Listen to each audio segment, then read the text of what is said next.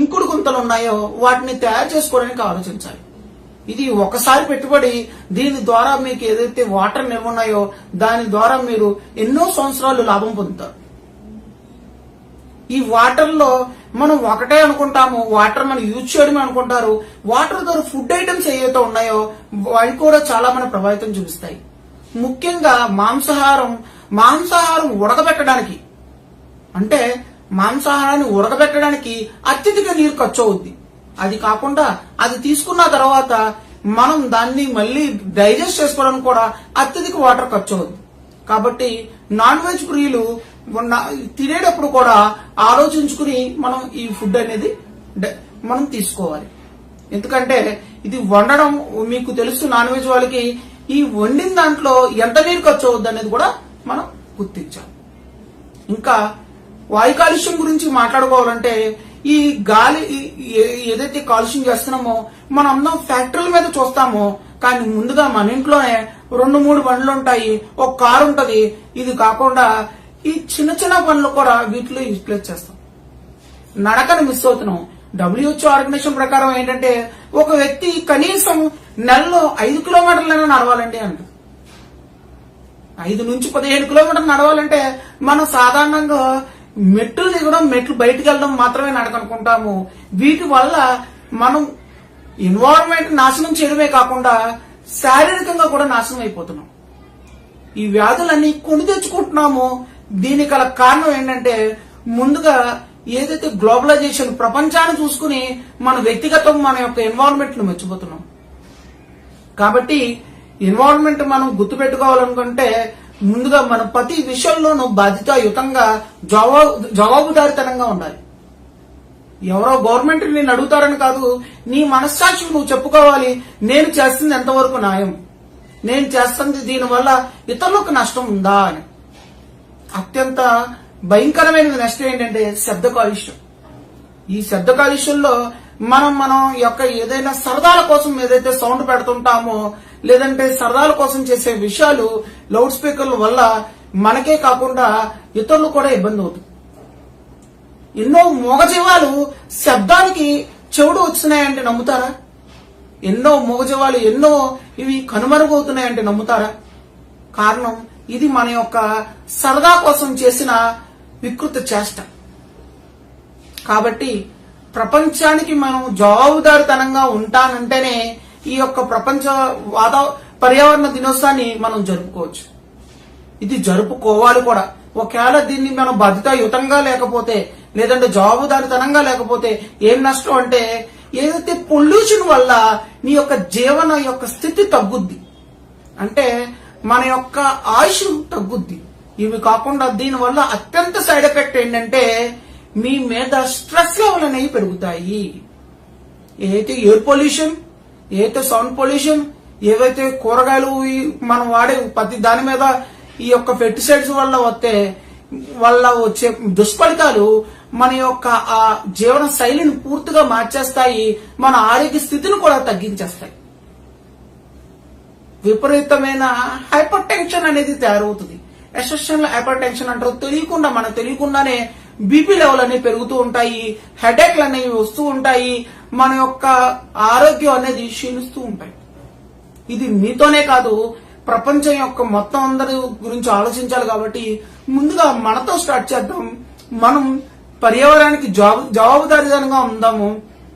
దేవుడిచ్చిన ఈ అద్భుతమైన ప్రపంచాన్ని మనం బతికిద్దాము, మనం దాంట్లో బతుకుదాం. ఇది మీ అందరికి అర్థమైంది అనుకుంటున్నాను. దీంట్లో మీకు ఏమైనా సందేహాలు ఉంటే కామెంట్ బాక్స్ లో టైప్ చేయండి, లైక్ చేయండి, సబ్స్క్రైబ్ చేయండి, షేర్ చేయండి. Thank you.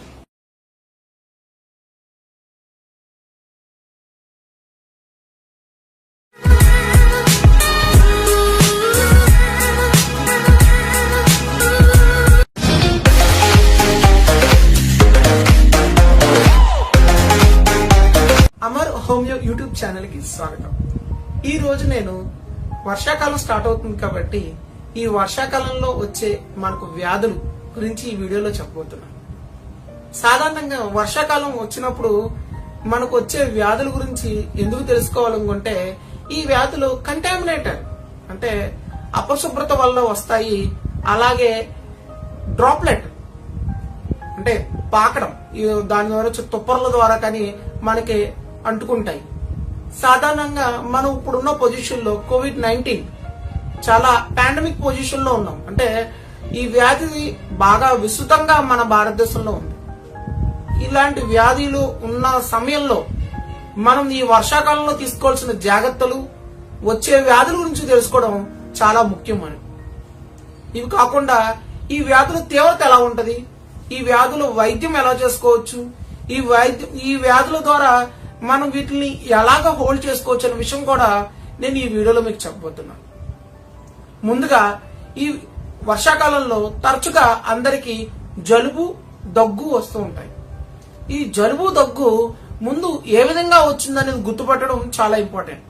అంటే ఈ జలుబు సడన్ గా వచ్చిందా, లేకపోతే మధ్యాహ్నం ముక్కు దిబ్బడు వచ్చి తర్వాత వచ్చిందా, లేదంటే వర్షంలో తరవడం వల్ల వచ్చిందా, లేదంటే పలానా చోట నేను వాటర్ తాగాను లేదా ఐస్ క్రీమ్ తిన్నాను లేదా పలానా తినడం ద్వారా నెక్స్ట్ రోజు వచ్చిందా అనేది గుర్తుపట్టడం ముఖ్యం. ఎందుకంటే ఇక్కడ ఏదైతే వాటర్ కానీ ఏదైతే కూల్ డ్రింక్స్ కానీ ఏవైతే ఉన్నాయో మనం ఇక్కడ అంత హైజీనిక్ గా మనం తాగం. వాటిని మనం తీసుకునే వాటిల్లో అంత హైజీనిక్ అంటే పరిశుభ్రత అనేది కొద్దిగా తగ్గుద్ది.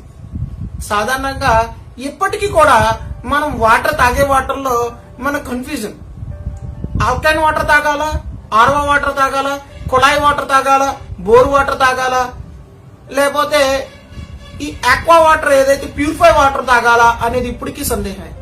కానీ ఏ వాటర్ తీసుకున్నా ఆ వాటర్ కంటామినేట్ అయ్యిందా అంటే పరిశుభ్రత చేతులతో ఇచ్చారా, పరిశుభ్రతమైన వస్తువులు ఉన్నాయా దాంట్లో, ఆ వస్తువులు ఉన్నాయా అనేది గుర్తించడం చాలా కష్టం. కాబట్టి బయట వాటర్ తాగే వాళ్ళు ఎవరైతే ఉంటారో ఆ వాటర్ ని మనం ముందుగా గుర్తించుకోవాలి. అంటే అక్కడ పరిశుభ్రత సరిగ్గా ఉందా లేదా. కుళాయి వాటర్ చాలా మంది తాగుతూ ఉంటాం మనం. ఆ కుళాయి వాటర్ తాగేటప్పుడు ఈ వర్షాకాలంలో కొద్దిగా వేడి చేసుకుని తాగడం మంచిది. అలాగే వేడి చేసుకుని తాగడం తర్వాత ముందు ఉపయోగించే పాత్రలు శుభ్రంగా ఉన్నాయా లేదని చూసుకోవడం ఇంకా మంచిది.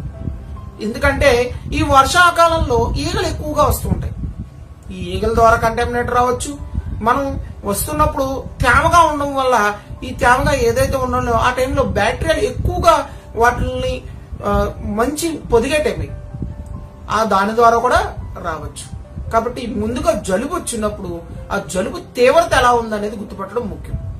జలుబు తీవ్రత కనుక పెరుగుతూ ఉందనుకోండి, దానికి సంబంధించిన మాత్రలు మనం వేసుకోవాలి. దానికన్నా ముందు ఏం చేయాలంటే మనం జలుబు వచ్చినప్పుడే మనం ఇతరులకు తుమ్మినప్పుడు వీటినప్పుడు చేతులు అడ్డు పెట్టుకోవడం, కచ్చిపు అడ్డు పెట్టుకోవడం ముందు నేర్చుకోవాలి. ఆ తర్వాత మిగతా వాళ్ళకి ఇతరులకు తగలకుండా ఇతరులకు దూరంగా మనం ఆ జలుబు వచ్చిన ఉండడం ముఖ్యం. రెండోది ఏంటంటే ఈ జలుబు వచ్చినప్పుడు వైద్యం కన్నా ముందు జాగ్రత్తలు తీసుకోవడం ముఖ్యం. జలుబు వచ్చినప్పుడు తలంటి స్నానం చేయడం వల్ల ఇంకా తీవ్రత పెరుగుతూ ఉంటుంది. ఆ రోజు స్నానం చేయడం వల్ల వచ్చే నష్టమేం లేదు. మీరు 2-3 రోజులు స్నానం చేయడం వల్ల వచ్చే నష్టమేం లేదు జలుబు ఉన్నప్పుడు. ఎందుకంటే ఒకవేళ స్నానం చేస్తే జలుబు తీవ్రత పెరుగుతూ ఉంటుంది. తలంటి స్నానం అస్సలు చేయకూడదు. ఇది జాగ్రత్తలో మొదటి జాగ్రత్త. రెండోది ఏంటంటే జలుబు ఉన్నప్పుడు తీపి పదార్థాలు, పొల్లటి పదార్థాలు దూరంగా ఉండాలి. మేనేజ్మెంట్ ఉందో మందులు వాడకుండా ఉండాలని. ఈ జలుబు తీవ్రత ఉన్నప్పుడు సాధారణంగా ఆకలిస్తూ ఉంటది.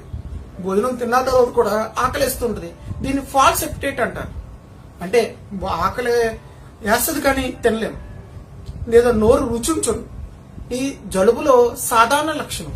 ఈ లక్షణాన్ని మనం ఇది COVID-19 లక్షణం అని లేదంటే మిగతా వ్యాధులని ఆలోచించకుండా ఇలాంటి సందర్భంలో కొద్ది గోరువెచ్చటి వాటర్ తీసుకోవడం మంచిది. దాంట్లో మీరు మళ్ళీ అల్లం ముక్కలు వేసుకుంటారా అనేది మీ వ్యక్తిగతం. నేనైతే వాటికి సజెస్ట్ చేయను. సాధారణంగా గోరువెచ్చటి వాటర్ మంచిది. ఇవి తాగుతూ ఉంటే మీ బాడీ అనేది రీజనరేట్ అవుతూ ఉంటుంది. నేను ఏదైతే చెప్పిన మేనేజ్మెంట్ ఉందో మందులు వాడకుండా ఇవి వాడమని నా ఉద్దేశం కాదు. ఇది మందులు వాడుతున్నా కూడా ఈ మేనేజ్మెంట్ చేయాలి ముఖ్యం. ఎందుకంటే సాధారణంగా ఈ వర్షాకాలంలో బ్యాక్టీరియా వల్ల మన యొక్క తీవ్రత ఏది చిన్నది కూడా చాలా పెద్దగా ఉంటాయి. ఈ వైరల్ ఇన్ఫెక్షన్లు అనేవి చాలా విపరీతంగా ఉంటాయి. ఈ వైరల్ ఇన్ఫెక్షన్ సమయంలో మనం ఎవరైతే పూర్వపు వ్యాధులు అంటే హిస్టరీలో కనుక మీకు న్యూమోనియా కానీ జలుబు సంబంధించిన వ్యాధులు ఉంటే కనుక వాళ్ళు చాలా జాగ్రత్తగా ఉండాలి. ఆ జాగ్రత్త సమయంలో వాళ్ళు హెల్త్ మేనేజ్మెంటే కాకుండా మందులు కూడా ముందుగా జాగ్రత్త పడి తీసుకోవాలి. డాక్టర్ గారిని అడిగి, ఏదైతే మీరు ప్రీవియస్ గా ఉన్న డాక్టర్ గారిని అడిగి మందులు వాడుతున్నారో వాడికి తీవ్రత అనేది తగ్గించుకోవాలి. సాధారణంగా హోమియోపతిలో ఈ జలుబు యొక్క తీవ్రత చాలా ఈజీగా దొరుకుతుంది. ఈ వీడియోలో మీకు ఏమైనా సందేహం ఉంటే కామెంట్ చేయండి. ఈ వీడియోని లైక్ చేయండి, అందరికీ షేర్ చేయండి, సబ్స్క్రైబ్ చేయండి. Thank you. అమర్ హోమియో.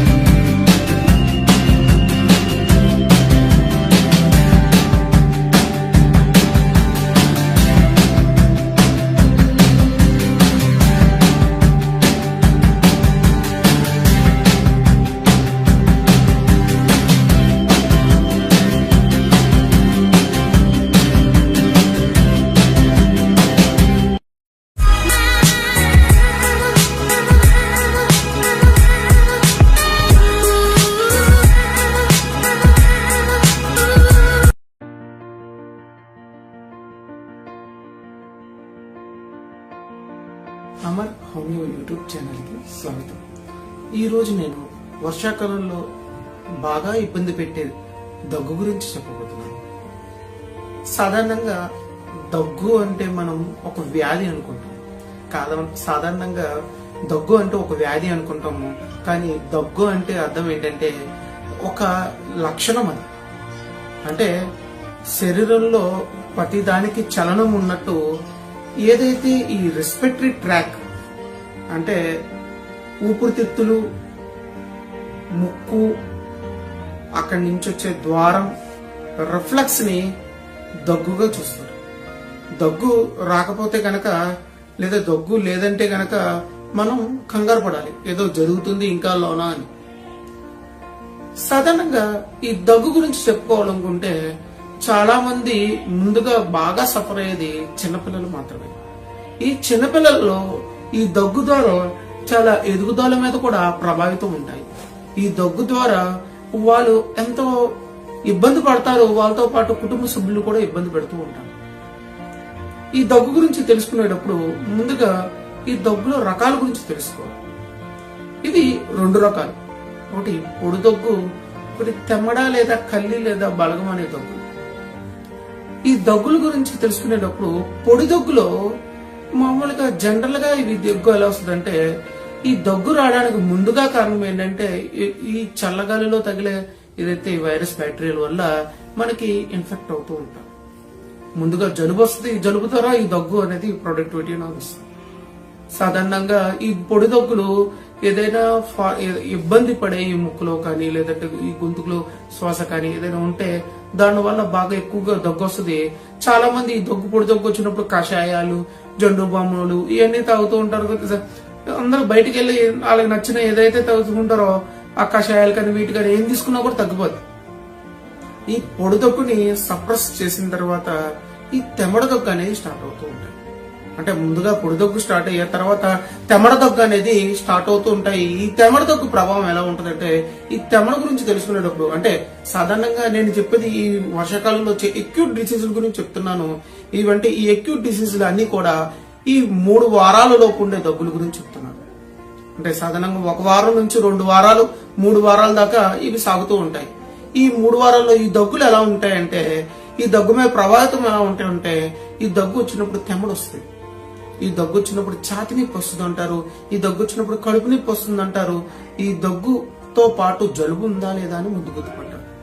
సాధారణంగా జలుబు వచ్చిన తర్వాత ఈ దగ్గు వస్తాయి. ఈ దగ్గులో ప్రొడక్టివిటీ అంటారు, అంటే ఈ ఏదైతే ఎక్స్పర్టరేషన్ కఫం లేదా కళ్ళు ఉన్నాయో వీటి బట్టి రోగ తీవ్రత అనేది చెప్పగలరు. ఇంకా తెల్లగా జిగటగా కొంతమంది ఉండలు ఉండలుగా పడతాయి అంటారు, కొంతమంది పసుపు రంగులో పడతాయి అంటారు, కొంతమంది ఆకుపచ్చ రంగులో ఉంటాయి అంటారు. కొంతమంది దగ్గుతూ ఉంటే నాకు ఆయాసం కూడా వస్తుందని అంటారు. ఈ దగ్గుతో పాటు కొంతమందికి పిల్లి కూతురు వస్తున్నాయి అంటారు. ఇవి రెస్పిరేటరీ సిస్టమ్ లో ఏదైతే ఈ ఊపిరితిత్తు వ్యవస్థలో ఉన్న రోగాలు వచ్చినప్పుడు ఈ తీవ్రత అనేది పెరుగుతూ ఉంటాయి. సాధారణంగా రాత్రులు పొడిదొగ్గు వస్తున్నప్పుడు వీళ్ళకి వెంటిలేషన్ సరిగ్గా సరిపోతుందో లేదో, లేదంటే ఒక వేడివేడి గ్లాస్ వాటర్ తాగడం ఇలాంటివి తాగుతూ ఉంటే సరిపెట్టుకుంటూ ఉంటే ఈ మేనేజ్మెంట్ చేసుకుంటే కొన్ని పొడిదొగ్గులు తగ్గుతాయి. కానీ ఈ తీవ్రమైన దగ్గులు అంటే 3 వారాల తర్వాత వచ్చే దగ్గులు తీవ్రమైన దగ్గులుగా చూడాలి, అంటే క్రానిక్ కాఫ్. వీటి వల్ల అత్యంత ప్రమాదకరాలు ఉంటాయి. ఎందుకు ఈ వర్షాకాలంలో మీ దగ్గు గురించి నేను ఇంత జాగ్రత్త తీసుకోమని చెప్తున్నానంటే ఈ ప్రభావం ఇక్కడితో ఆగదు. ఇది ఏదైతే ఇక్కడ స్టార్ట్ అయిందో ఇవి మన శరీరంలో వ్యాధులను కలిగిస్తాయి. దగ్గు అనేది ఒక లక్షణం అయితే ఇది పెరుగుతూ వ్యాధులను ప్రభావితం చేస్తాయి. ఈ వ్యాధులు అనేవి మనకి ఆస్తమా, న్యూమోనియా ఇంకా చాలా ప్రమాదకరమైన వ్యాధులన్నింటినీ మనం పాల్గొం. సాధారణంగా తీవ్రమైన వ్యాధులతో కొంతమంది బాధపడుతూ ఉంటారు. న్యూమోనియా కానీ, ఆస్తమా కానీ, లేదంటే బ్రాంకైటిస్ కానీ, లేదంటే ఇంకా తీవ్రమైన వ్యాధులు వాళ్ళ ఫ్యామిలీ హిస్టరీలో టీబీ ఉన్నా కూడా మనం ఈ దగ్గు గురించి జాగ్రత్త పడాలి. ముందుగా ఈ దగ్గుకి మెడిసిన్స్ గురించి తెలుసుకోవడం కన్నా ఈ దగ్గు ఏ విధంగా మనం ప్రభావితం అవుతున్నాము, ఈ దగ్గు వల్ల మనకి ఏ విధంగా నష్టం అవుతుంది ఫ్యూచర్ లో, ఈ దగ్గు వల్ల ఎటువంటిది మనకి ఇప్పుడు అనారోగ్యం పాలవుతాం అన్నది ముందు తెలుసుకోవాలి. అంటే ఎందుకు ఈ విషయాలు చెప్తున్నానంటే ముందుగా అసలు దగ్గు ఎలా స్టార్ట్ అయిందని, అంటే చల్లగాలిలో ఎక్స్పోజ్ అవడం వల్ల తగిలిందా, లేదంటే ఏదైనా ఫుడ్ తీసుకోవడం వల్ల వచ్చిందా, లేకపోతే ఇంకేమైనా కంప్లైంట్లు ఉన్నాయా. సాధారణంగా దగ్గు అంటే జ్వరం లేదా జలుబు ద్వారా వచ్చిందని అనుకుంటారు, కానీ gastric GERD gastro oesophagus reflux disease లో కూడా ఇలాంటి ఈ దగ్గు అనేది పొడి దగ్గు, ఆయాసం అనేది కామన్గా ఉంది. ఇవి కాకుండా ఇంకా తీవ్రమైన వ్యాధి ఏదైతే లెఫ్ట్ వెంట్రుకల్ ఫెయిల్యూర్, సాధారణంగా గుండె జబ్బు, అంటే ఇది మాగా ముసలి వాళ్ళకు ఎక్కువగా ఉంటుంది, వయసు పైమైన వాళ్ళకు ఉంటుంది. వీళ్ళు ఎక్కువగా దగ్గుతున్నారు, ఇంకా కాలుకి నీరు పట్టింది అనుకుంటే కనుక మనం సాధారణంగా ఈ లెఫ్ట్ ఆర్టరీ ఫెయిల్యూర్ ఉన్న కూడా ఇలాంటి వ్యాధులు అనేవి ఎక్కువగా ఉంటాయి.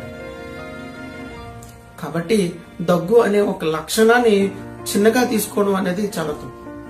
దీని ప్రభావితం ఎంత ఎక్కువగా ఉందని చూసి ఈ దగ్గు గురించి ముందుగా తెలుసుకోవాల్సింది ఏంటంటే సాధారణంగా జ్వరంలో ఈ దగ్గు వచ్చిందా, లేదంటే జలుబు ద్వారా ఈ దగ్గు వచ్చిందా, లేదంటే బయట వాతావరణానికి ఎక్స్పోజ్ అవ్వడం వల్ల, కొంతమంది చల్లగాలికి, కొంతమందికి నీరు తాగడం వల్ల, కొంతమందికి కూలింగ్ వాటర్ తాగడం వల్ల వచ్చిందా అని తెలుసుకుని దాని తగ్గట్టుగా ముందు మందులు వాడడం నేర్చుకోవాలి. ఎందుకంటే దీనికంటే ముందు ఏంటంటే మనం ఒక పర్సనల్ డాక్టర్ అనేది ఫిక్స్ అవ్వాలి. ఎందుకంటే వ్యక్తి యొక్క వ్యక్తిత్వం ఆ పర్సనల్ డాక్టర్ కి తెలుస్తుంది. ఆ అటాచ్మెంట్ తోనే ఆ డాక్టర్ కి ముందుగానే మనం ఈ దగ్గు ప్రభావితం అవ్వకుండా ముందు చిన్న దగ్గు వచ్చినప్పుడు ఇనీషియల్ లోనే చూపించుకోవడం వల్ల మనం ఎన్నో రోగాల నుంచి కాపాడుగా. చిన్నపిల్లల్లో ఈ దగ్గు తెమడ వచ్చినప్పుడు ఏం చేస్తూ ఉంటారంటే ఈ తెమడ వాళ్ళు మింగేస్తారు, అంటే వాళ్ళు కక్కలేక దాన్ని ఉయ్యలేక తెలియదు రాక వాళ్ళు మింగేస్తారు. కొంతమంది వస్తారు, ఇది దాని వల్ల పెద్ద నష్టమేమి ఉండదు. దీన్ని కూడా చాలా మంది పేరెంట్స్ ప్రమాదకరమేమో అనుకుంటారు. కొంతమంది ఇది కక్కలేక చాలా ఇబ్బంది పడుతూ ఉంటారు.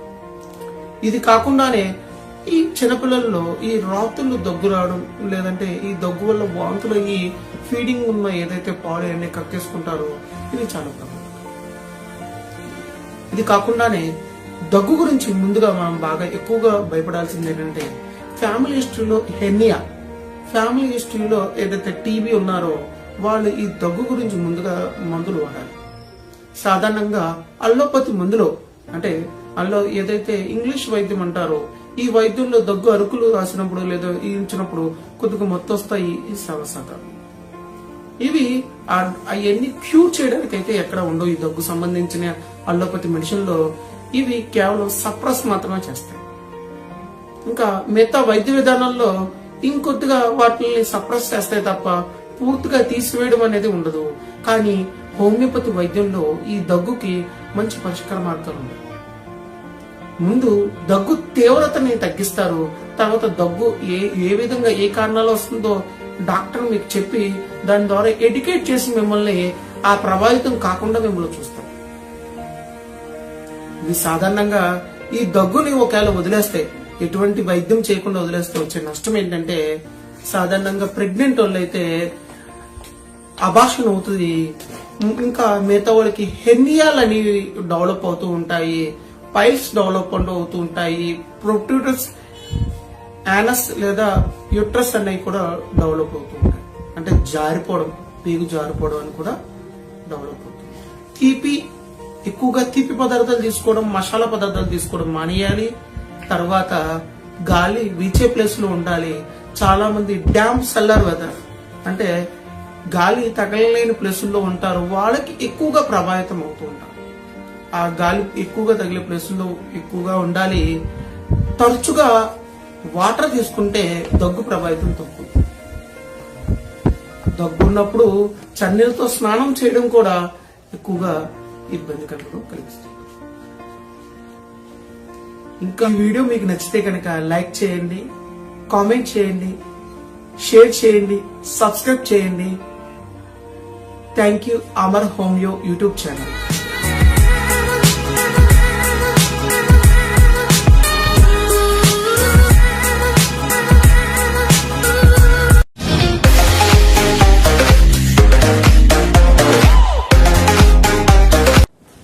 అమర్ హోమియో యూట్యూబ్ ఛానల్ కి స్వాగతం.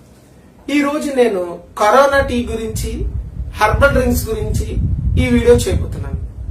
సాధారణంగా ఎప్పుడైతే ఈ కోవిడ్-19 పాండమిక్ సీజన్ వచ్చిన దాని నుంచి ఇమ్యూనిటీ కోసం ఈ కరోనా టీ అని కొత్తగా చాలా మంది యూట్యూబ్ లోను బయట బీభత్సంగా అడ్వర్టైజ్మెంట్ ఇస్తూ తాగుతున్నారు, తీసుకుంటున్నారు, అందరికి సలహాలు కూడా ఇస్తున్నారు.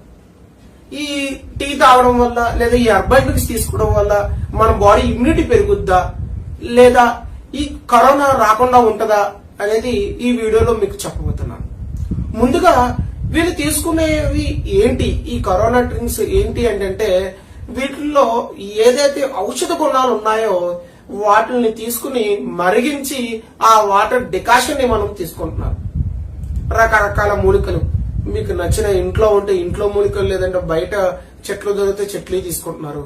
కామన్ గా వీళ్ళు తీసుకునేది ఏంటి అంటే సాధారణంగా వీటిని హెర్బ్స్ అంటారు. అంటే ఔషధ గుణాలు కలిగిన ఏదైతే ఇంట్లో ఉన్నాయో బయట ఉన్నాయో వీటి ప్రతి దానికి ఒక్కొక్క ఔషధ గుణం ఉంటది.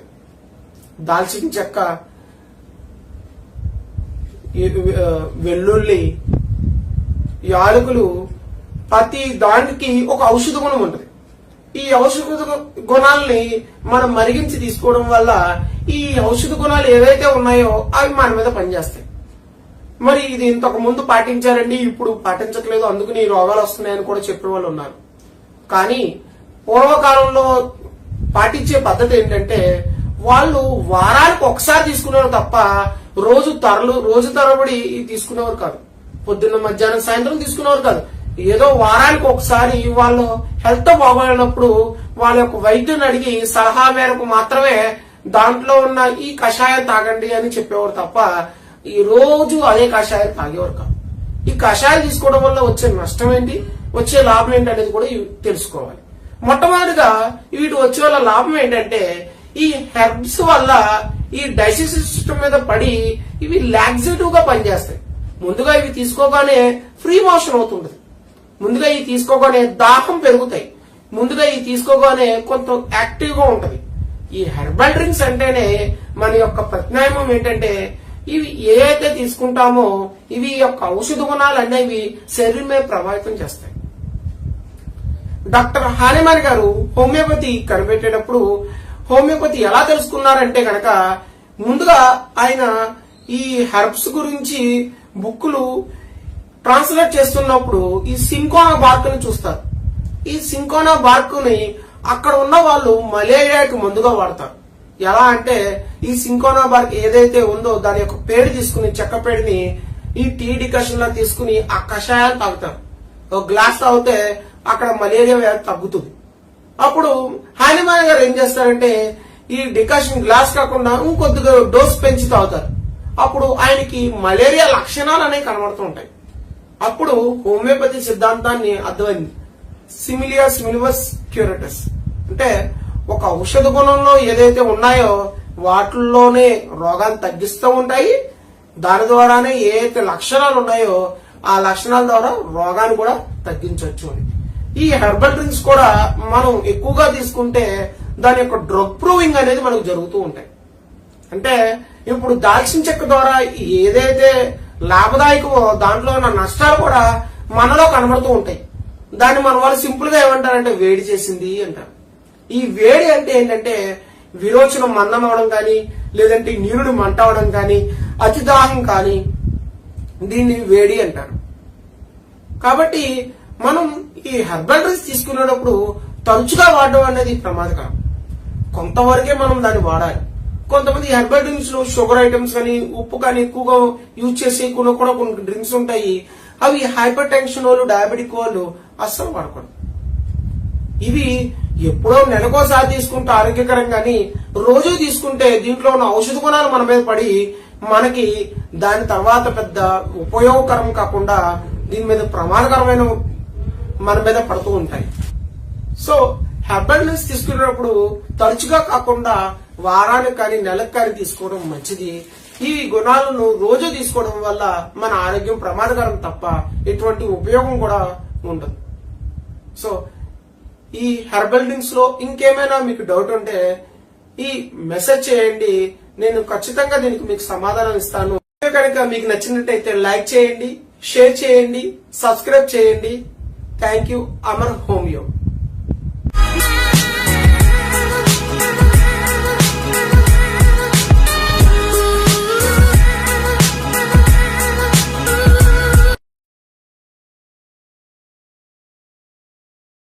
అమర్ హోమియో యూట్యూబ్ ఛానల్కి స్వాగతం. నేను ఈరోజు ఎటువంటి వీడియో చేయట్లేదు. కారణం ఏంటంటే ఈ వారం ఏదైతే ఆదివారం ఉందో ఆ రోజు ఒక ప్రత్యేకంగా నేను వీడియో చేయబోతున్నాను. ఆ వీడియోలో మీరు ఇన్నాళ్ళు ఏదైతే నన్ను క్వశ్చన్ చేస్తున్నారో కామెంట్ బాక్స్ లో కానీ, కొంతమంది ఫోన్ చేసి అడుగుతున్న క్వశ్చన్స్ అన్నిటిని కలిపి నేను ఒక 10 క్వశ్చన్స్ ని కలిపి ఒక చిన్న వీడియో చేద్దాం అనుకుంటున్నాను. అంటే చాలా మంది వీడియోలు కింద మెసేజ్ చేయడం కానీ, కొంతమంది ఫోన్ నెంబర్ తీసుకుని ఫోన్ చేయడం కానీ చేస్తున్నారు. నేను ఈ వీడియో యూట్యూబ్ లోనే ఈ వీడియోని చేస్తే వాళ్ళకు కూడా ఒక క్లారిటీ వస్తుంది. వాళ్ళు ఏమడుగుతున్నారు, నేను దానికి సంబంధించిన ఆన్సర్ ని చాలా క్లారిటీగా చెప్పగలనని నేను ఆశిస్తున్నాను. ఇలా మీలో ఎవరికైనా సందేహాలు ఉంటే ఈ కరోనా కాలంలో మనం క్లినిక్ వెళ్ళడం కూడా కొద్దిగా కష్టంగా ఉంటుంది. కాబట్టి మీరు నా ఈమెయిల్ అడ్రస్ కి పూర్తిగా మీ పేరు, మీకు సంబంధించిన డౌట్, దాంట్లో మీకు ఏవైనా సందేహాలు ఉంటే మీ ప్రశ్నలకు సంబంధించి ఈ క్వశ్చన్ ఆన్సర్స్ కలిపి ఒక చిన్న వీడియో చేద్దాం అనుకుంటున్నాను. మనం చేసే ఈ చిన్న ప్రయత్నం సక్సెస్ అవ్వాలని నేను కోరుకుంటున్నాను.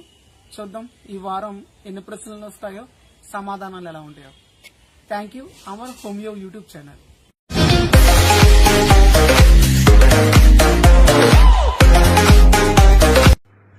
వర్షాకాలం అనగానే అందరికీ గుర్తుకొచ్చేది ఆ వర్షంలో తడిచి ఎలా ఎంజాయ్ చేశారనేది. అనుకోకుండా కావాలని.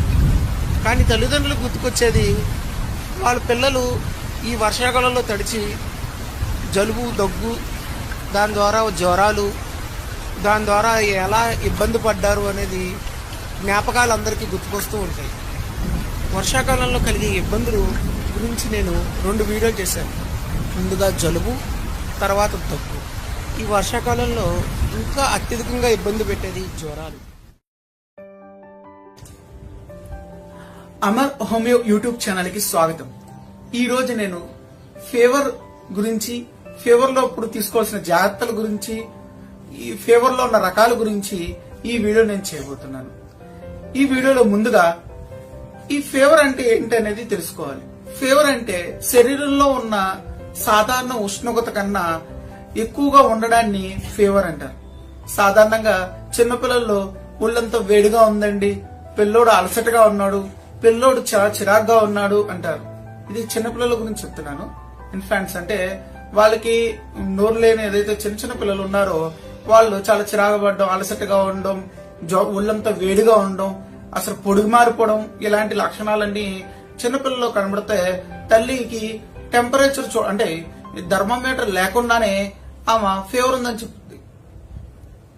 సాధారణంగా మనం చేసే మిస్టేక్ లో అంటే ఇంతకు ముందు వాళ్ళు ఉన్న వ్యక్తులు ఎవరైతే ఉన్నారో వాళ్ళలో ఉండే తెలివితేటలు కానీ వాళ్ళలో ఉండే అనుభవం కానీ చాలా ఎక్కువగా ఉండడం వల్ల వాళ్ళు అలా చెప్తారు.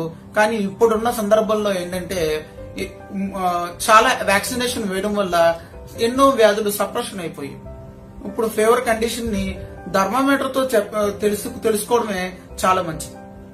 అసలు ఈ థర్మామీటర్ లో చాలా రకాలు ఉంటాయి. మెర్క్యూరీ థర్మామీటర్, డిజిటల్ థర్మామీటర్, ఇప్పుడైతే ఇన్ఫ్రారెడ్ థర్మామీటర్ వచ్చినాయి. దీని ద్వారా ఏంటంటే అసలు టెంపరేచర్ తెలుసుకోవడం అనేది జనాలు తెలుసుకోగలుగుతున్నారు. సాధారణంగా ఏదైతే ఈ కోవిడ్-19 సందర్భంగా అందరూ జ్వరం వచ్చినప్పుడు థర్మామీటర్ చూసుకోవడం మొదలు పెట్టారు. ఇంతకు ముందు జ్వరం వేడిగా ఉంటే చాలు టాబ్లెట్ వేసుకోవడం మొదలు పెట్టేవారు. కానీ ఇప్పుడు తీరు మారింది. అందరూ కూడా హెల్త్ అవేర్నెస్ వచ్చింది. దీంట్లో ముందుగా తెలుసుకోవాల్సింది ఏంటంటే అసలు జ్వరం ఉందో లేదో ముందు చూసుకోవాలంటే థర్మామీటర్ చెక్ చేయాలి. థర్మామీటర్ లో మీ దగ్గర కనుక డిజిటల్ థర్మామీటర్ ఉంటే, లేదంటే మెర్క్యూరీ థర్మామీటర్ ఉన్నా, లేదంటే ఇన్ఫ్రారెడ్ థర్మామీటర్ ఉన్నా, ఆ థర్మామీటర్ బట్టి ముందు ఎక్కడ చూడాలని చూడాలి. ఒక మెర్క్యూరీ థర్మామీటర్ అయితే సాధారణంగా పిల్లవాడు అంటే పళ్ళు లేనివాడు అయితే కనుక వాళ్ళు తొండంగా కూర్చోరు కాబట్టి వాళ్ళకి యాక్సిలరీ రీజన్ లో పెట్టడం సాధారణంగా మంచిది. పళ్ళు కొద్దిగా పెద్దవాళ్ళు అయితే కనుక నోట్లో పెట్టడం, కొంతమందికి చిన్నపిల్లల్లో అయితే ఈ రెక్టమ్ రీజన్ లో కూడా పెడుతూ ఉంటారు. ఈ రెక్టమ్ రీజన్ లో అది అనువైన నర్సులు డాక్టర్లు అయితే బాగుంటది, కానీ తల్లిదండ్రులు అలాంటివి తీసుకోవడం అంత మంచిది కాదు. సాధారణంగా ఈ థర్మామీటర్ లో పెట్టడం తర్వాత అతి తెలుగు కొంతమంది ఏం చేస్తారంటే యాక్సిలరీ రీజన్ లో వారలే రీజన్ కి టెంపరేచర్ తేడా ఉంది కదండి, ఒక్కొక్క చోట ఒక్కొక్కలా ఉందండి అంటారు. కానీ ఇక్కడ మనం గుర్తించాల్సింది ఏంటంటే ఏదో ఒక మ్యాండేటరీగా ఒక టెంపరేచర్ మాత్రమే మనం పెట్టుకోవాలి. యాక్సిలరీ రీజన్ లో టెంపరేచర్ దానికి తేడాగా ఉంటాయి. సాధారణంగా రెక్టమ్ రీజన్ లోకి దీనికి వారలకి 1 డిగ్రీ తేడా ఉంటుంది. 1 డిగ్రీ రెక్టల్ రీజన్ లో ఎక్కువగా ఉంటది వారల్లతో పోల్చుకుంటే. అదే వారలకి యాక్సిల్ రీజన్ కి 1 డిగ్రీ తక్కువగా ఉంటుంది. అంటే యాక్సిల్ రీజన్ లో టెంపరేచర్ చూస్తే కనుక 1 డిగ్రీ తక్కువగా చూసుకోవాలి. ఈ విధంగా ఈ టెంపరేచర్ చూడడమే కాకుండా ఇప్పుడు ఇన్ఫార్ట్ అయితే డైరెక్ట్ గా మనం పెట్టగానే మామూలుగా అక్కడ ఉన్న టెంపరేచర్ అని నోట్ అవుతాయి. ఇంతకు ముందు చెవి దగ్గర టెంపరేచర్ కూడా చూసేవారు టెంపరీ రీజన్ లో. అవి అంటే సాధారణంగా మల్టీ స్పెషాలిటీ హాస్పిటల్లో కనబడుతూ ఉంటాయి. మనకి ఇంట్లో తక్కువగా ఇవి యూజ్ చేస్తూ ఉంటారు. ఇంకా ఇండియా లాంటి కంట్రీలో అయితే డిజిటల్ థర్మామీటర్ కాకుండా మెర్క్యూరీ థర్మామీటర్ ఇంకా యూజ్ చేస్తూ ఉంటారు. సాధారణంగా ముందుగా అసలు టెంపరేచర్ నార్మల్ టెంపరేచర్ ఎంత ఉందో తెలుసుకోవాలి. ఇవి 2 రకాలు, ఫారెన్ డిగ్రీస్ ఒకటి, మామూలు సెల్సియస్ డిగ్రీస్ ఒకటి. ఈ ఫారెన్ డిగ్రీస్ టెంపరేచర్ లో అయితే 98.6 ఉన్నది నార్మల్ టెంపరేచర్ గా, 37 డిగ్రీస్ ఉన్నది ఏదైతే సెల్సియస్ ఉందో దాన్ని నార్మల్ టెంపరేచర్ గా చూసుకోవాలి. సో ఫీవర్ కండిషన్ ఏంటంటే 100.4 ఉంటేనే ఫీవర్ ఉన్నట్టు. అక్కడి నుంచి మనకి ఎంత ఎక్కువగా ఉన్నది ఫీవర్ కండిషన్, 99 ఉన్నా ఫీవర్ కాదు. ఇంకా ఈ ఏదైతే టెంపరేచర్ తెలుసుకోవడం మనం డిగ్రీస్ లో ఉన్నాయో దీని తర్వాత తెలుసుకోవాల్సిన విషయం ఏంటంటే అసలు ఈ ఫీవర్ కండిషన్ లో ఈ టెంపరేచర్ ని ఎన్నిసార్లు చూడాలి, ఈ ఫీవర్ ని ఎలా నోట్ చేయాలంటే సాధారణంగా అసలు ఫీవర్ వచ్చిన కండిషన్ లో ముందుగా ఆ పేషెంట్ కి టాబ్లెట్ మనం యూజ్ చేయకముందు ఫీవర్ ఎంత ఉంది, యూజ్ చేసిన తర్వాత ఫీవర్ ఎంత ఉంది, మళ్ళీ రిపీట్ చేయాలంటే ఎంత ఫీవర్ ఉందని తెలుసుకోవాలి. దీనికన్నా ముందు మందులు యూజ్ చేయడం కన్నా ముందు అసలు ఈ ఫీవర్ వస్తే అసలు ఈ ఫీవర్ ని చెక్ చేయడం ఎలా అనేది కూడా తెలుసుకోవాలి. ఏదైతే నోట్లో పెట్టామో లేదా డిజిటల్ థర్మోమీటర్ అనుకోండి సౌండ్ వస్తుంది, దాన్ని బట్టి మనం టెంపరేచర్ చెక్ చేస్తాము. అదే మామూలు మెర్క్యూరీ థర్మోమీటర్ అయితే నోట్లో అయితే మినిమం 40 సెకండ్స్ వరకు ఉంచుకోవాలి. ఈ 40 సెకండ్స్ అనేది మ్యాండేటరీ. మినిమం 20 సెకండ్స్ నుంచి ఎక్కువగా 40 సెకండ్స్ వరకు లోపల ఉంటే మనకి టెంపరేచర్ అనేది సరిగ్గా నోట్ అవుతుంది. ఈ మెర్క్యూరీ థర్మోమీటర్ ఉపయోగించేటప్పుడు పళ్ళున్న పిల్లలు ఉంటే గనక వాళ్ళకి నాలుక కింద పెట్టడం అనేది మంచిది, నోట్లో పెట్టడం కన్నా. ఎందుకంటే ఈ పళ్ళ కింద వాళ్ళు నొక్కితే ఆ మెర్క్యూరీ అనేది పగిలిపోయే లోనికి వెళ్లే అవకాశాలు ఉంటాయి.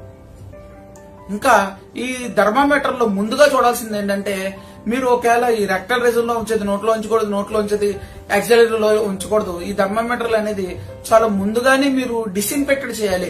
దాన్ని ముందుగానే స్పిరిట్ గానీ అంటే డెటాల్ తో కానీ కడిగి మొత్తంతో వాష్ చేసిన తర్వాత మాత్రమే, హ్యాండ్ సోప్ వాటర్ తో కూడా దాన్ని వాష్ చేసినంత తర్వాత మాత్రమే దాన్ని యూజ్ చేయాలి. దీని తర్వాత టెంపరేచర్ నోట్ చేసుకున్న తర్వాత ముందుగా అసలు ఒక వ్యక్తి 100 degrees దగ్గర ఉన్న తర్వాత ఆ టెంపరేచర్ ముందు నోట్ చేసిన తర్వాత ఆ తర్వాత తీసుకోవాల్సిన ముందు టెంపరేచర్ గుర్తుపెట్టగానే ముందు మనం చేయాల్సిన విషయం ఏంటంటే ఫోమింగ్ అంటారు, తడిగుడ్డ పెట్టడం. సెంటిగ్రేడ్స్ ఎక్కువగా ఉన్న నుంచి తడిగుడ్డ పెట్టి ఆ తర్వాత ఏసీ అలాంటివి కాకుండా జస్ట్ ఫ్యాన్ కూడా ఎక్కువగా తగలకుండా అతను రెస్ట్ తీసుకునే పొజిషన్ లో పెట్టాలి. సాధారణంగా జ్వరం వచ్చినప్పుడు పిల్లలతో పాటు ఎవరైతే జ్వరం వచ్చిన పిల్లలు ఉన్నారో వాళ్ళతో పాటు వీళ్ళు టీవీ చూస్తుంటారు, లేదంటే బాబుకి వీడియో గేమ్ ఇస్తుంటారు, లేదంటే వాళ్ళని ఆడుకోమని చెప్తుంటారు ఇంట్లో కూర్చుని. కానీ ఫీవర్ వచ్చిన టైంలో మనం బాబుని లేదా పాపని పూర్తిగా రెస్ట్ తీసుకోవాలి. ఎటువంటి మెంటల్ ఫిజికల్ ఎగ్జాస్షన్ అనేవి జరగకూడదు. ఇవి కాకుండా ఏసీ అలాంటి ఫ్యాన్ అలాంటి ఫోమింగ్ మరీ ఎక్కువగా తగలకుండా బయటి గాలి తగిలేలాగా ఉండడం మంచిది. ఎందుకంటే ఈ టెంపరేచర్ ఎక్కువ ఉన్నప్పుడు ఈ టెంపరేచర్ ఏసీ కానీ దీంట్లో కానీ సరైన మనకి ఈ టెంపరేచర్ డిగ్రీస్ అయిన ఫీవర్ అనేది కండిషన్ స్పీడ్ గా తొందరగా రాదు. ఇది కాకుండా ఏదైతే ఈ ఫీవర్ ఉన్న కండిషన్ లో డైట్ అనేది చాలా మంది అడుగుతూ ఉంటారు. ఫీవర్ టైంలో భోజనం పెట్టచ్చండి, ఫీవర్ టైంలో ఏదైనా ఇవ్వచ్చండి అంటారు. కానీ సాధారణంగా చెప్పాలంటే ఫీవర్ అంటే ఇన్ఫర్మేషన్ స్టార్ట్ అయిందే లోన మనకి సిస్టమ్ అనేది చాలా వీక్ గా ఉన్నది కాబట్టి ఈ సందర్భంలో మనం డైట్ తీసుకోవడం కన్నా లిక్విడ్స్ తీసుకోవడం చాలా మంచిది. సాధారణంగా ఇడ్లీ పెట్టామని దోశ పెట్టామని అంటారు, కానీ ఇడ్లీ దోశ అంటేనే ప్రోటీన్ ఫుడ్ కదా. మనం దాన్ని ఫెర్మెంటేషన్ అయిన తర్వాత దాన్ని మళ్ళీ మనం ఉడకబెట్టి మనం ఇస్తాము. దానికన్నా జనరల్ గా లిక్విడ్ ఒక పాలు కానీ లేదంటే ఏమైనా బార్లీ వాటర్ కానీ ఇలా లేదంటే మీ ఇష్టం వచ్చిన వాటర్ ని తాగిస్తూ ఉంటే మంచిది. ఫీవర్ కండిషన్ లో ఎంత హైడ్రేట్ అంటే వాటర్ లిక్విడ్స్ ఎక్కువగా వేస్తే వాళ్ళు అంత తొందరగా మనకి సెట్ అవుతారు. అందుకని ఇంతకు ముందు లంకనం పరమౌషధం అని అనేవారు. అంటే పూర్తిగా ఫీవర్ ఉన్నప్పుడు మార్చేసేవాళ్ళు, ఫుడ్ పెట్టేవారు కాదు. మీకు ఏ శాస్త్రం హోమియోపతి కాదు ఆయుర్వేదం కాదు ఎవరైనా సరే ముందేం చెప్తారంటే చాలా పలచటిగా అరిగేటి పట్టండి అని చెప్తుంటారు. భోజనం పెట్టేమని ఎవరు చెప్పరు. కానీ మనం దాన్ని ఏం చేస్తామంటే పెట్టేమన్నారు కదా అని ఆ రోజు అందరూ తినేలాగే జ్వరం ఉన్న పేషెంట్ కూడా భోజనం పెట్టేస్తారు. ఒకసారి మీరు ఆలోచించండి, సిస్టమ్ అనేది ఇన్ఫ్లమేషన్ కండిషన్ కి ఎదుర్కోవడానికి ఉంటే మీరు అప్పుడు బర్డెన్ గా జీర్ణశక్తి పెంచడానికి జీర్ణశక్తి అవేలా ఫుడ్ పెడితే ఆ జీర్ణశక్తి జీర్ణం జరగడానికి దానికి టైం పడుతుంది. కాబట్టి ఫీవర్ ఉన్న కండిషన్ లో ఫుడ్ పెట్టకపోవడమే మంచిది. కానీ లిక్విడ్స్ అనేవి తరచూ ఇస్తూ ఉండాలి. లిక్విడ్ కంటిన్యూ అవుతుంటే ఫీవర్ కండిషన్ అనేది తగ్గే అవకాశాలు ఉంటాయి. ఇవి కాకుండా ఫీవర్ కండిషన్ లో కవరింగ్ అప్ అంటే ఈ దుప్పటి కప్పుకోవడం అనేది చాలా కండిషన్ అనేది చూసుకోవాలి. ఈ దుప్పటి టెంపరేచర్ బట్టి అంటే ఎక్కువ టెంపరేచర్ ఉన్నప్పుడు కామన్ గా మలేరియా ఫైలేరియా కండిషన్ లో లేదా యూరిన్ ఇన్ఫెక్షన్ కండిషన్ లో ఆల్రెడీ రైగర్స్ అంటారు బాగా వణుకుతో వస్తూ ఉంటాయి. ఆ కండిషన్ అప్పుడే దుప్పటి కప్పాలి తప్ప మామూలు కండిషన్ లో దుప్పటి లేకుండా ఫీవర్ ఫోమింగ్ పెట్టడం అనేది మంచిది. ఫోమింగ్ పెట్టడం కూడా అతి ఫోమింగ్ మరీ పూర్తి కూలింగ్ వాటర్ కాకుండా నార్మల్ టెంపరేచర్ లో ఉన్న వాటర్ ని పెట్టడం తలకి లేదంటే బాడీకి ఫోమింగ్ పెట్టడం అనేది శ్రేయస్కరం. అసలు ఈ ఫీవర్ కండిషన్ ని చిన్నపిల్లల్లో, పెద్ద పిల్లల్లో, ముసలి వాళ్ళలో చూడడం ఎలా అనేది కూడా గుర్తుపట్టాలి. సాధారణంగా చిన్నపిల్లలు అంటే 2 సంవత్సరాల లోపు లేదా సంవత్సరం లోపు ఉన్న పిల్లలకి సాధారణంగా వాళ్ళకి ఏమి తెలియదు. ఒకటే ఒక లక్షణం ఉంటది, వాళ్ళు ఏడుస్తూనే ఉంటారు. ఒళ్ళమ్మో అంత పొడిబారిపోతుంది. ఎందుకు ఏడుస్తారో తెలీదు. తల్లి పాలు ఇద్దామని చెనుమల పెట్టినా కూడా వాళ్ళు పాలు తాగకుండా ఊసేస్తూ ఉంటారు, వాంతులు అవుతూ ఉంటాయి, ఏడుస్తూనే ఉంటారు. ఇవి కాకుండా వాళ్ళ ఏదైతే మంచినీళ్ళు ఇచ్చినా ఏది ఇచ్చినా తాగకుండా చాలా ఇబ్బంది పడుతూ ఉంటారు. ఈ కండిషన్ లో వాళ్ళకి మనం ఫీవర్ ఉందని టెంపరేచర్ చూడడం చాలా శ్రేయస్కరం. పెద్దవాళ్ళు అయితే ఫీవర్ రాగానే అంటే చిన్నపిల్లల్లో 14 ఏళ్ళ చిన్నపిల్లల్లో అయితే ఫీవర్ రాగానే వాళ్ళు వెంటనే నీరసపడిపోయి పక్క కూర్చుని పోతారు. వాళ్ళు వాంతులు వచ్చే అవకాశాలు ఉంటాయి. వాళ్ళ తలపోటు ఎక్కువగా ఉంది. లోపల సంవత్సరాల పిల్లల్లో సాధారణంగా ఈ కండిషన్స్ ఉంటే మనకు ఫీవర్ తీవ్ర స్థాయిలో ఉన్నట్టు అర్థం. మొట్టమొదటిది ఏంటంటే తలపోటు, రెండోది ఏంటంటే స్టిఫ్నెస్ ఆఫ్ ది నెక్. కొన్ని ఫీవర్ లో మెనింజైటిస్ అలాంటి ఫీవర్ లో స్టిఫ్నెస్ ఆఫ్ ది నెక్ అంటే మెడ గట్టిగా నిండిపోయి చాలా నోట్లో మాట రాకుండా పళ్ళన్ని బిగిసిపోయి ఉంటాయి. ఇలాంటి ఫీవర్ కండిషన్ లో స్టిఫ్నెస్ ఆఫ్ ది నెక్ ఉంటది. టెటనస్ ఫీవర్ లో, ఇన్ఫెక్షన్ ఉన్న ఫీవర్ లో ఎక్కువగా ఉంటాయి. ఈ ఫీవర్ ఉన్నప్పుడు ఇది తీవ్రమైనగా వేటిని పరిగణిస్తామంటే ముందుగా తలపోటు ఎక్కువగా ఉందన్నా, స్టిఫ్నెస్ ఆఫ్ ది నెక్ మెడ గట్టిగా నిప్పు మొత్తం బిగిసిపోయినా, ఇంకా మాటలు తడబడుతున్నా, కలవరంతలు ఎక్కువగా వస్తున్నా, కన్ఫ్యూజన్ స్టార్ట్ అవుతున్నా, ఈ కండిషన్ చాలా తీవ్రమైన కండిషన్ ఫీవర్ లో. ఈ సందర్భంలో మనం దగ్గరగా ఉన్న డాక్టర్ దగ్గరికి తీసుకెళ్ళడం ఎంతో శ్రేయస్కరం. ఇంకా ఈ ఫీవర్ లో అసలు ముందు మనం చేయకూడదు ఏంటి సందర్భం అనేది చూడాలి. సందర్భం ఫస్ట్ మొదటిది ఏంటంటే ఈ కూలింగ్ లేదా ఏసీలో లేదా ఫ్యాన్ లో అతనికి చల్లదనం కలిగించకుండా కొద్దిగా మామూలు టెంపరేచర్, రూమ్ టెంపరేచర్ లో ఉండడం చూడాలి. రెండోది ఏంటంటే భోజనం అలాంటివి పెట్టడం దూరంగా ఉండాలి. మూడోది అతను ఫిజికల్ మెంటల్ గా రెస్ట్లెస్ లేకుండా రెస్ట్ గా ఉండేటట్లు చూడాలి. అసలు ఈ ఫీవర్ లో టైప్స్ ఏంటంటే చాలా మంది ఈ ఫీవర్ కండిషన్ లో అందరూ అంటారు, డాక్టర్ దగ్గరికి వెళ్ళామండి, నాకు ఫీవర్ కి 2000-3000 ఖర్చు చేయండి, లేదంటే ఇన్ని టెస్టులు అవసరం అండి అంటారు. సాధారణంగా ఫీవర్ 2 days నుంచి 3 days అంటే 2-3 రోజులు తగ్గపోతే కనుక అవి బాడీలో ఇన్ఫెక్షన్స్ బ్యాక్టీరియాస్ కానీ, పారాసైట్స్ కానీ, లేదంటే వైరల్ ఫీవర్ లా అని, లేదంటే సిస్టమిక్ గా ఏమైనా డ్యామేజ్ వస్తుందా అనేది తెలుసుకోవడం ఎంతో ఇంపార్టెంట్. ఎందుకంటే సాధారణంగా మనకి ఫీవర్ అనేది ఈ వైరల్ ఫీవర్ కానీ, బ్యాక్టీరియల్ ఫీవర్ కానీ, లేదంటే మనకి ఏదైతే పారాసైట్ కానీ అంటే మలేరియా, టైఫాయిడ్ ఇలాంటి ఫీవర్ కండిషన్ లో సాధారణంగా ఈ టైఫాయిడ్ ఫీవర్లు ఇవి కానీ కంటిన్యూగా ఉంటాయి. అసలు ఆ ఫీవర్ టెంపరేచర్ అనేది తగ్గించడం చాలా కష్టంగా ఉంటది.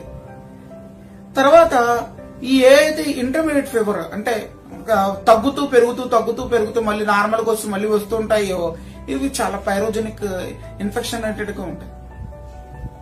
చాలా ప్రమాదకరంగా ఉండే ఫీవర్లు. అంటే ఈ కండిషన్ తెలుసుకోవడం గురించి ల్యాబ్ టెస్టులు చేయక తప్పదు. ఇంకొంతమందికి ఇన్ఫెక్షనేటెడ్ ఫీవర్స్ ఉంటాయి. సెల్యులైటిస్ కానీ, లేదంటే హెపటైటిస్ కానీ చాలా తక్కువ ఫీవర్ ఉంటది, కానీ లోన చాలా ఇబ్బంది కలుగుతూ ఉంటారు. ఇది కండిషన్ ఆ సైన్స్ అనేది తెలుసుకోకపోతే హెపటైటిస్ మనకి స్కానింగ్ చేయకపోతే తెలీదు.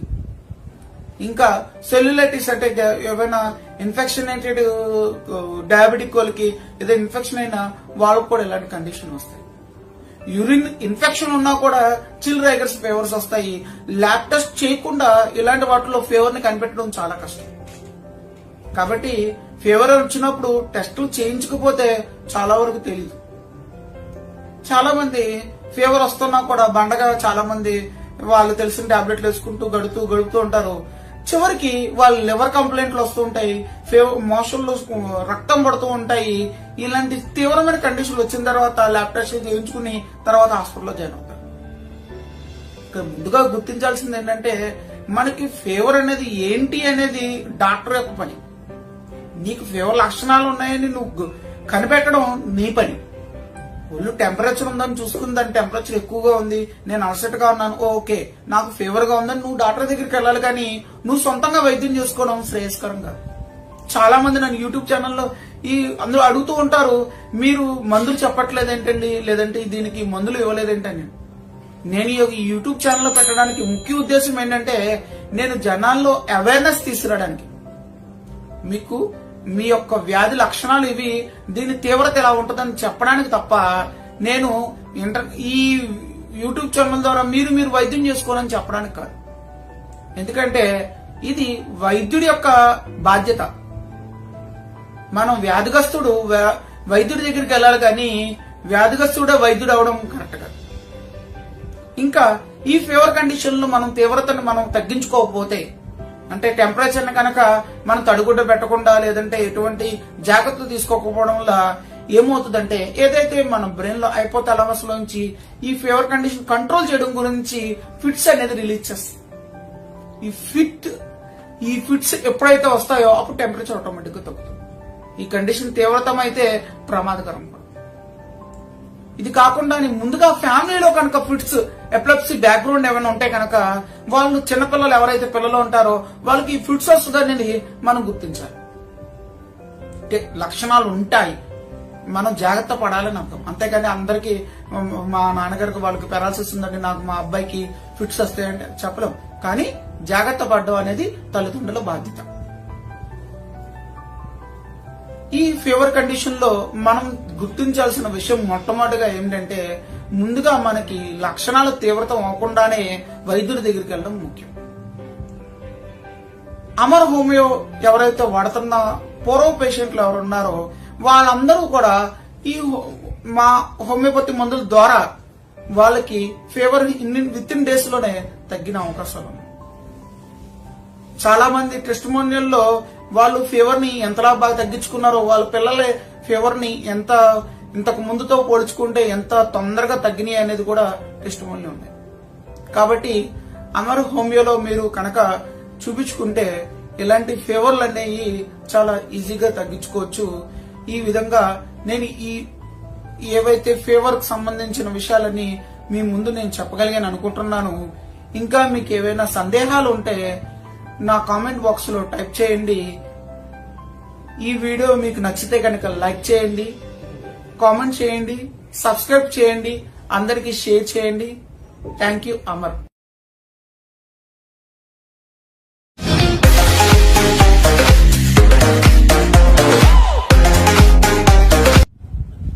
అమర్ హోమియో యూట్యూబ్ ఛానల్ కి స్వాగతం. ఈ రోజు నేను వర్షాకాలంలో ప్రమాదకరమైనది, అందరికీ తరచుగా ఇబ్బంది పడేది అయిన డైజెస్టివ్ సిస్టమ్ లోని వ్యాధుల గురించి వీడియో చేస్తున్నాను. ఈ వీడియోలో వర్షాకాలంలో డైజెస్టివ్ సిస్టమ్ మీద ఎటువంటి ప్రభావం ఉంటుంది, దాని ద్వారా ఫ్యూచర్ లో వచ్చే ఇబ్బందులు ఏంటి, దాని గురించి ఈ వీడియోలో క్లుప్తంగా తెలియజేయాలనుకుంటున్నాను. ముందుగా డైజెస్టివ్ సిస్టమ్ గురించి తెలుసుకోవాలి. ఎక్కడైతే నోటి ద్వారా నుండి కిందకి యానల్ రీజన్ వరకు ఉందో దానంతా డైజెస్టివ్ సిస్టమ్ అంటారు. సాధారణంగా ఈ వర్షాకాలంలో అత్యంత ఇబ్బంది పడేది వ్యాధుల్లో డయేరియా, వాంతులు, విరోచనాలు, ఇవి కాకుండా మోషన్లో మంట, నిప్పి, జగట విరోచనాలు, గమ్ విరోచనాలు, ఇలాంటి విరోచనాలతో ఎక్కువగా ఇబ్బంది పడుతూ ఉంటారు. సాధారణంగా ఈ విరోచనం గురించి మనం తెలుసుకోవాలి. అసలు ఆ విరోచనం అంటే ఏంటంటే బాడీలో ఏదైతే వ్యర్థ పదార్థం ఉందో దాన్ని మనం బయటికి గెంటేసే దాని ద్వారా ఈ యానల్ రీజన్ ద్వారా బయటకు వస్తుంది. సాధారణంగా చిన్నపిల్లల నుంచి మనం గమనిస్తూ ఉంటాము, ఈ మోషన్ గట్టిగా అవడం, లేదంటే మెత్తగా అవడం, లేదంటే విరోచనాలు ఎక్కువ కావడం, ఇవన్నీ చూస్తూ ఉంటాము. ఇది దీంట్లో ముందుగా సాధారణం ఏంటి, అసాధారణం ఏంటనేది తెలుసుకోవాలి. సాధారణంగా గట్టిగా అయినా లేదా కొద్దిగా అవుతున్నా వీళ్ళు మలబద్ధకంతో బాధపడుతున్నట్టు అర్థం. మోషన్ ఒకేసారి అవి దాంట్లో ఎటువంటి ఇబ్బంది లేదు, ఒకసారి మోషన్ కి వెళ్ళగానే రాగానే అర్జు రాగానే వెళ్ళి మోషన్ అయిపోయింది తర్వాత ఎటువంటి ఇబ్బంది లేకుండా బయటకు వస్తే వాళ్ళు మలబద్ధకం లేని సాధారణమైన విరోచనంతో సమానం. ఇవి కాకుండా నీటి విరోచనాలు నీరులాగా అవడం, పలచగా అవడం, లేదంటే గమ్ మోషన్స్ అంటే జిగటగా జెల్లీలాగా మెరుస్తూ ఉన్న మోషన్స్ అవడం, ఇవి విరోచనాలు అంటారు. దీన్ని డయేరియా అనొచ్చు, ఎక్కువగా అవుతే వీటిని డయేరియా అనొచ్చు, లేదా ఇది ప్రమాదకరమైన సూచనలోని డైజెస్టివ్ సిస్టమ్ లో ప్రమాదకరమైన సూచనలు అంటారు. సాధారణంగా దీంట్లో ముందు మలబద్ధకం గురించి తెలుసుకోవాలి. ఈ మలబద్ధకస్తులు ఎలా ఉంటారంటే ఈ పదంలోనే బద్ధకం అంటే మోషన్ రాదు. వాళ్ళకి శరీరంలో ఇది రావడానికి చాలా ముక్కుతారు. చిన్నపిల్లలు అయితే ఏడుస్తారు.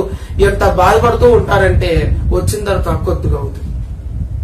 దీనికోసం వాళ్ళు చాలా యాతనలు పడుతూ ఉంటారు. రకరకాల మందులు తీసుకుంటూ ఉంటారు. తీసుకోగానే తెలియకుండానే అయిపోతూ ఉంటది. లేదంటే గ్యాస్ గాలి పోతున్నప్పుడు దాంట్లో పోతూ ఉంటది. ఇలా రకరకాల ఇబ్బందులు పడుతూ ఉంటారు.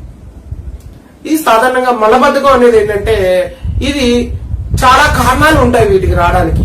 మొట్టమొదటిది చిన్నప్పటి నుంచి వీళ్ళకి వ్యవస్థ ఇలాగే ఉండడం. 2 బాగా యాంటీబయోటిక్స్ ఇలాంటివి ఎక్కువగా వాడడం. 3 తీవ్రమైన వ్యాధులైన డయాబెటిక్ ఇలాంటివి ఉండడం. సిస్టమిక్ వ్యాధులైన చాలా క్రానిక్ డిసీజ్ ఎన్నాళ్ళ నుంచో రన్ అవడం. ఈ వ్యాధిగ్రస్తులందరికీ కూడా వీళ్ళకి మలబద్ధకం అనేది సహజం. ఈ మలబద్ధకాన్ని మనం గుర్తించాల్సింది ఏంటంటే ముందుగా వీళ్ళు మోషన్ సాటిస్ఫై కావడం, ఇంకా కొద్దిగా ఉందండి అని ఫీల్ అవుతూ ఉంటారు. అత్తమాను వస్తున్నట్టు ఫీలింగ్ ఉంటుంది కానీ అంతే రాదు. మోషన్కి వెళ్ళడంలో నీరుడు ఎక్కువ అవుతుంది కానీ మోషన్ రాదు. ఈ మలబద్ధకం సూచన.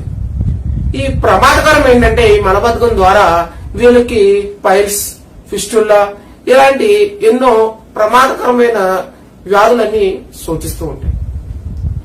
ఈ వర్షాకాలంలో ఈ మలబద్ధకస్తులు దీన్ని ఏదైనా ఫుడ్ ఏమైనా తీసుకున్నప్పుడు వీళ్ళకి విరోచనాలు అయినప్పుడు కడుపు నిప్పు వచ్చి విరోచనాలు అవుతే వీళ్ళు ఎప్పుడు గట్టిగా ఏదైనా ఇప్పుడు మోషన్ లో జిగురు పడుతుందండి అంటారు.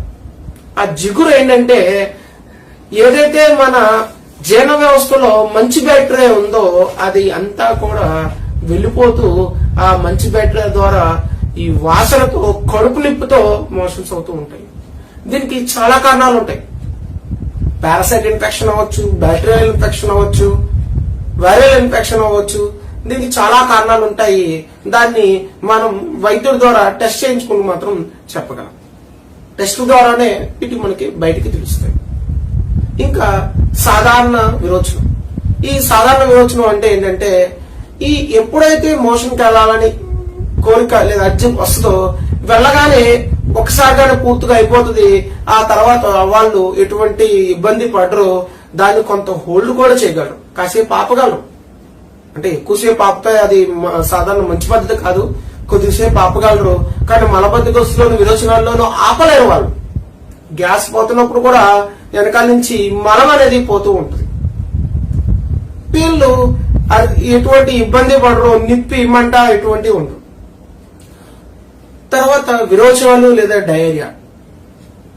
ఈ డయేరియా అంటే విరోచనాలు సాధారణంగా ఈ వర్షాకాలంలో కలరా, ఇంకా టైఫాయిడ్ లో కండిషన్ లో కూడా కొన్ని విరోచనాలు అవుతూ ఉంటాయి. రక్త విరోచనాలు, నల్లగంట విరోచనాలు అవుతూ ఉంటాయి. ఈ విరోచనాలు ముందుగా గుర్తించాల్సిందంటే ఎక్కువగా అవుతూ ఉంటాయి. అయిన ప్రతిసారి నీరసపడిపోతుంటారు, తొందరగా డీహైడ్రేట్ అయిపోతూ ఉంటారు.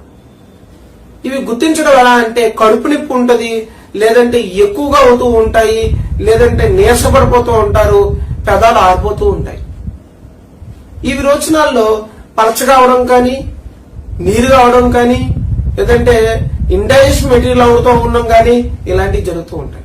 వీటికి గల కారణాలు ఏంటంటే కంటామినేటెడ్ అంటే అపరిశుభ్రమైన ఏదైతే వండేటప్పుడు కానీ ఈగలు వాడడం కానీ ఏదైనా ఉండడం వల్ల ఆ పదార్థాలు తీసుకున్నా లేదా తాగినా ఈ విరోచనలు అవుతూ ఉంటాయి.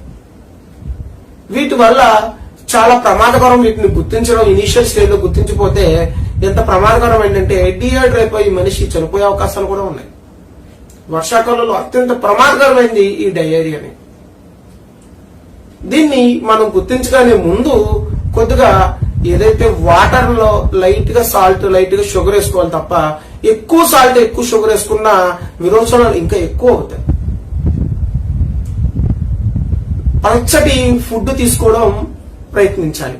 అంటే జావా లేదంటే ఉప్పు తక్కువ వేసుకుని తీసుకోవడం పట్టించాలి. టీ కాఫీలకు దూరంగా ఉంటే ముందుగా ఈ విరోచనాలను కొద్దిగా మనం తీసుకుని తర్వాత బయటకు వెళ్లి ఏదైతే ఆ హాస్పిటల్లో వైటాలిటీ చూసి అంటే పల్స్ రేటు హార్ట్ రేట్ చూసి దాన్ని బట్టి మనకి టాబ్లెటా లేదా సెలైన్ ఎక్కించాలా అనేది చూస్తాం. సాధారణంగా ఈ వర్షాకాలంలో ఎక్కువగా మనకి ఇబ్బంది పడేది ఈ విరోచనాల ద్వారా. వీటి ద్వారానే కొత్త కొత్త వ్యాధులను మనకు తెలుసు వస్తాయి. దీంట్లో పారాసైట్ ఇన్ఫెక్షన్ అనేది చాలా ప్రమాదకరం. దీని ద్వారా ఐబిఎస్ లాంటి వారి ఇరిటేటివ్ బౌల్ సిండ్రోమ్ కూడా తయారవుతూ ఉంటాయి. ఈ పారాసైట్ లోని ఏదైతే ఈ లెమ్రికస్ ఉందో వీటిలో ఉన్న ఈ పారాసైట్ ఇన్ఫెక్షన్ మన శరీరంలో ఉన్న రక్తాన్నంతా పీల్చేస్తూ ఉంటది. దీనికి మనం ఎలా ప్రజ్ఞానం దీన్ని తప్పించుకోవాలంటే ఈ కడిగిన వస్తువులు ఈ చేతులు కడుగుతూ ఉండాలి. ఈ ఏదైనా కూరగాయలు కానీ ఏదైనా బయట తీసుకొచ్చినప్పుడు అవి ఉప్పు నీళ్లతో బాగా కడిగి ఆ తర్వాత వాడాలి. వేడిగా ఉన్న వస్తువులు తీసుకోవాలి. ఎక్కడా కూడా డైరెక్ట్ గా ఏది బేర్ హ్యాండ్ తో కానీ బేర్ ఫుట్ తో కానీ తిరగకూడదు. ఎందుకంటే ఈ పారాసైట్ ఇన్ఫెక్షన్ అనేది ఈ ఉపరితలం మీద ఉండడం వల్ల ఇది తొందరగా డైజెస్టివ్ సిస్టమ్ ద్వారా లోనకు వెళ్తూ ఉంటాయి. అన్ని వ్యాధులను కలిగిస్తుంటాయి. ఈ వర్షాకాలంలో అత్యంత ప్రమాదకరమైనవి ఈ జీర్ణ వ్యవస్థలో ఇవి. సాధారణంగా ఇవి మనం ఎలా తప్పించుకోవాలనేది కూడా నేర్చుకోవాలి. ముందుగా ఏంటంటే వేడివేడి ఆహార పదార్థాలు తీసుకోవాలి. కడిగి శుభ్రంగా ఉన్న పాత్రల్లో తీసుకోవాలి. అపశుభ్రంగా ఉన్న ప్రదేశాల్లో ఉన్న కూరగాయలని కడిగి తెచ్చుకోవాలి. లేదంటే వాటి తీసుకోకుండా ఉండడం తీసుకోవాలి. బయట ఫుడ్ ని అవాయిడ్ చేయాలి. ఎందుకంటే ఫుడ్ వేడిగా ఉన్న ఏదైతే మనకి వడ్డించే పాత్రలు శుభ్రంగా లేకపోయినా కూడా మనకి పారాసైట్ ఇన్ఫెక్షన్ అనేది తొందరగా వస్తూ ఉంటాయి. ఇవి కాకుండానే ఈ వీటిల్లో అసలు ఈ మలబద్ధకస్తులకి ఎలా తప్పించుకోవాలి, విరోచనాలు వచ్చినప్పుడు ఎలా తప్పించుకోవాలంటే వీళ్ళలో కొంతమంది అంటే కొన్ని ఒక్కోసారి ఇటువంటి వ్యాధులు కాకుండా మామూలు సాధారణంగా కూడా విరోచనాలు అవుతూ ఉంటాయి. ఆ రోజు ఏంటంటే నీరసం ఉండదు కానీ కొద్దిగా బాడీ ఏంటంటే దానిగా రిపేర్ చేసుకున్నప్పుడు కొంత మోషన్స్ అయ్యి మళ్ళీ సెట్ అవుతూ ఉంటాయి. దానివల్ల ఎటువంటి వాళ్ళకి ఇబ్బంది పడదు. వాళ్ళు నీరసంగా ఉండదు, ఏముండదు. కానీ ఏంటంటే కొంత లాన్ ఉన్న ఏదైతే వాళ్ళ బాడీ కొద్దిగా రిపేర్ చేసుకుంటున్నప్పుడు అవుతూ ఉంటాయి. ఆ సందర్భంలో మనం భయపడకండి. ఎక్కువగా ఇంత నీళ్ళ విరోచనాలు టైప్ అయితే అవదు. కొంతమంది డైట్ ఫాలో అయ్యేటప్పుడు కీటో డైట్ అని వాటర్ డైట్ అని ఈ డైట్ ఫాలో అయ్యేటప్పుడు కూడా కొన్ని మోషన్స్ అవుతూ ఉంటాయి. వాటిలో కూడా ఇబ్బంది పడకుండా వస్తుంది. ఈ వర్షాకాలంలో మనం చాలా జాగ్రత్తగా తీసుకోవాల్సింది ఏంటంటే ఏ ఫుడ్ తీసుకొచ్చినా వాటిని శుభ్రంగా కడుక్కోవాలి, శుభ్రంగా వండాలి, శుభ్రంగా తీసుకోవాలి. ఈ నీళ్ళల్లో వాటర్ ను కూడా బాగా వేడి చేసి వాటర్ తాగితే ఆరోగ్యానికి మంచిది. ఈ కుళాయి వాటర్ తాగుతారు, ఆరో వాటర్ తాగుతారు, ఏవో వాటర్ తాగుతారు అనేది మీ ఇష్టం. కానీ ఈ వర్షాకాలంలో మీరు తీసుకునే దాన్ని బట్టే ఫ్యూచర్ ఆరోగ్యం అనేది మీది ఆధారపడి ఉంది. ఈ వీడియోలో మీకు ఇంకేమైనా సందేహాలు ఉంటే ఈ వీడియోని లైక్ చేయండి, కామెంట్ చేయండి, షేర్ చేయండి, సబ్స్క్రైబ్ చేయండి. Thank you.